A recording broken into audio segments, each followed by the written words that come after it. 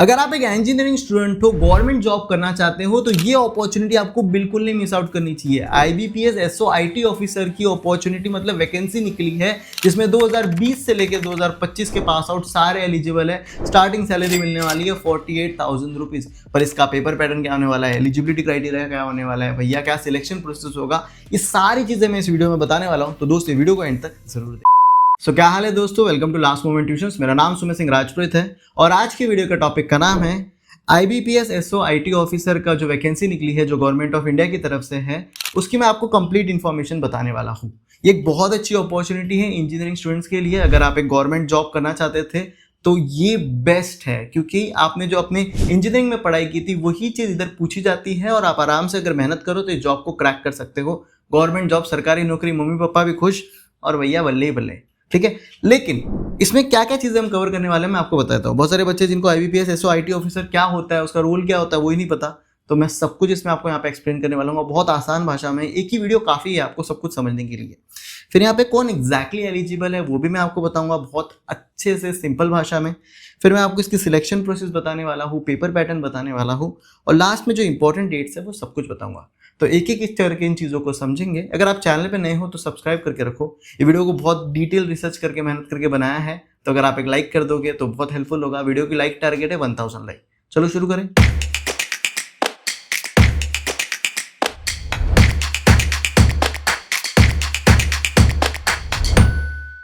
सबसे पहले जो चीज़ पे आ जाते हैं वो है कि सुमेर भाई ये आईबीपीएस एसओ आईटी ऑफिसर क्या होता है, तो मैं आपको पहले वो बताया था।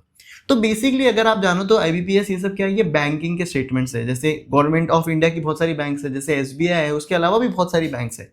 तो इन सब में एक आईटी ऑफिसर तो लगेगा ना। आपको क्या लगता है, इनकी जो बहुत सारी फैसिलिटीज़ है, साइबर सिक्योरिटी है, डिजिटल बैंकिंग है, इंटरनेट बैंकिंग है, ये सारी चलने के लिए पीछे तो इंजीनियर लगेंगे ना, जो इनको कोड करेंगे, इनके फीचर्स लाएंगे।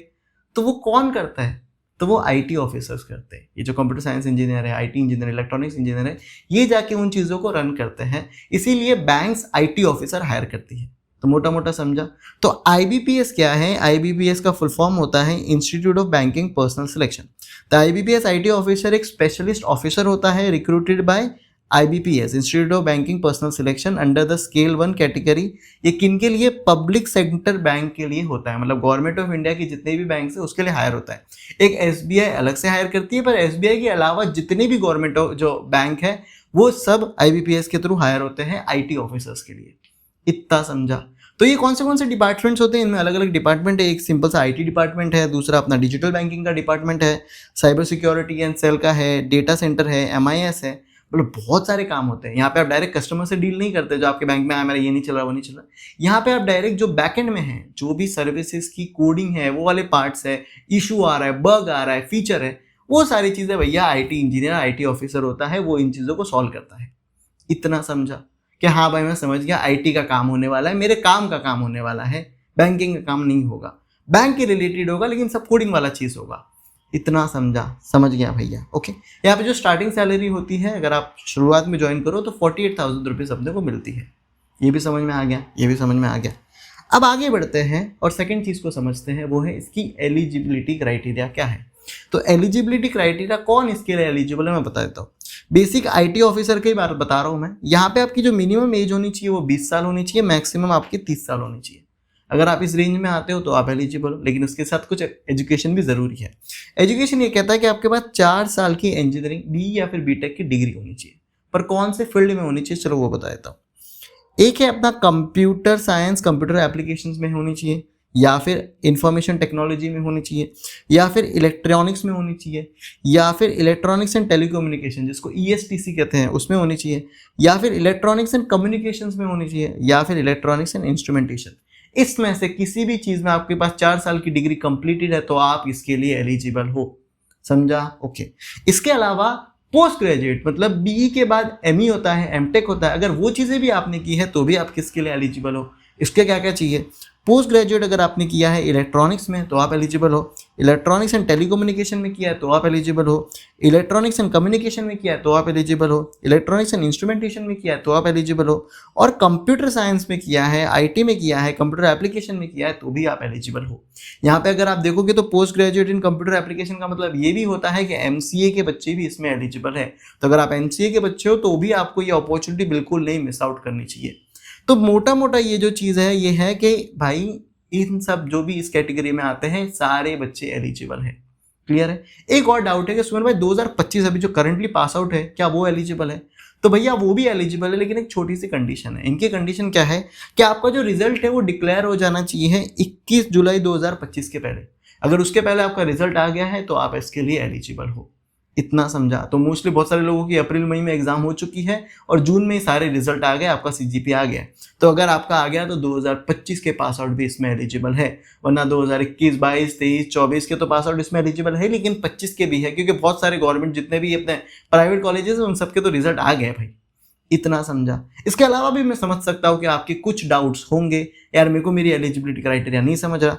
तो हमारा ना एक टेलीग्राम ग्रुप है, नीचे आपको सबसे पहले लिंक वही मिलेगी। हमने आईटी ऑफिसर रोल के लिए पर्टिकुलर टेलीग्राम ग्रुप बनाया है, उसमें हम सिलेबस, रिसोर्सेज, डाउट सॉल्विंग सब हम कर रहे हैं। तो भैया उसको पहले ज्वाइन कर लो, उसको मत मिस आउट करो। बाकी लोग भी हैं, एक दूसरे से आप बात भी कर पाते हो और हमको जो भी रिसोर्सेज मिलती है हम वहाँ पे शेयर करते हैं।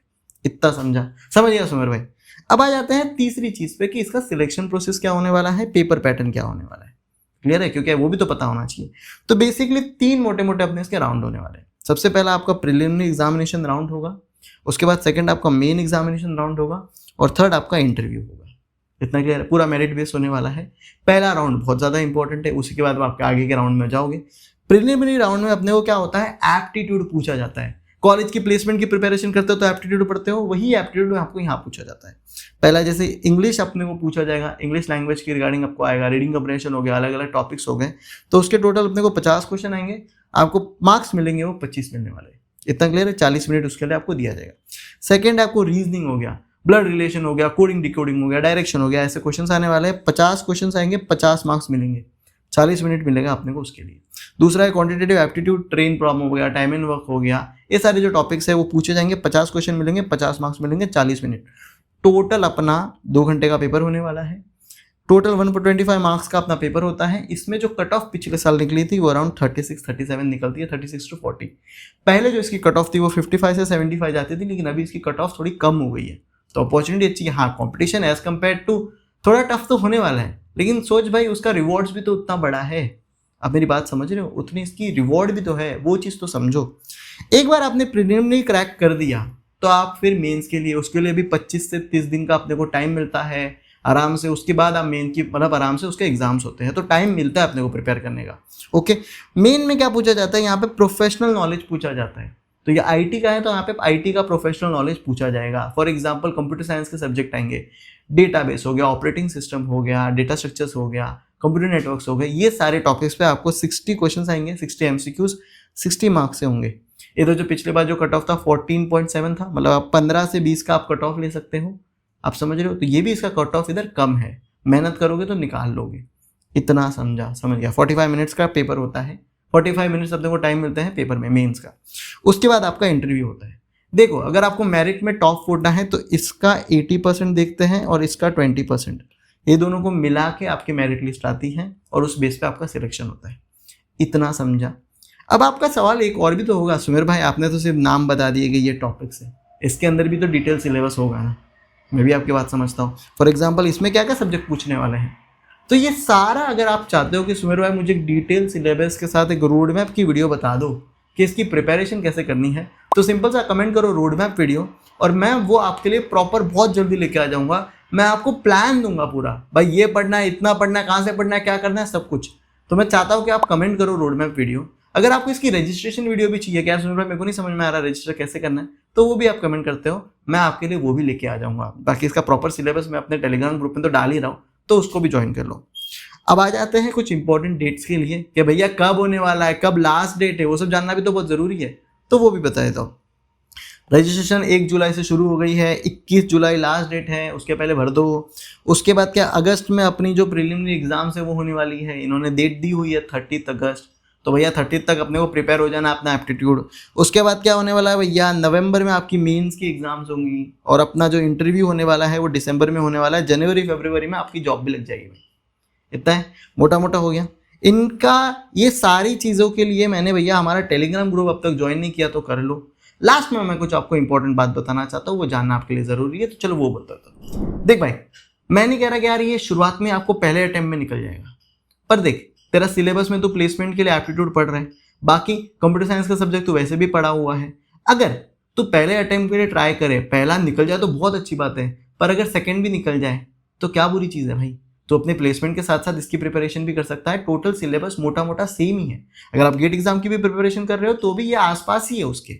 अब मेरी बात समझ रहे हो? तो मेरी एक रिक्वेस्ट रहेगी कि आप एक बार कोशिश जरूर करो इन चीज़ों के लिए, क्योंकि देखो ये अभी जो टाइम चल रहा है ना, एक ही जगह से मेहनत करके कुछ नहीं होने वाला। आप 4-5 जगह जब हाथ मारोगे तहाँ कहीं अपना कुछ लग जाएगा। इतनी सही है।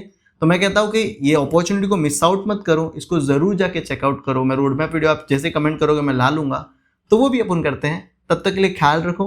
Best of luck and have a nice day.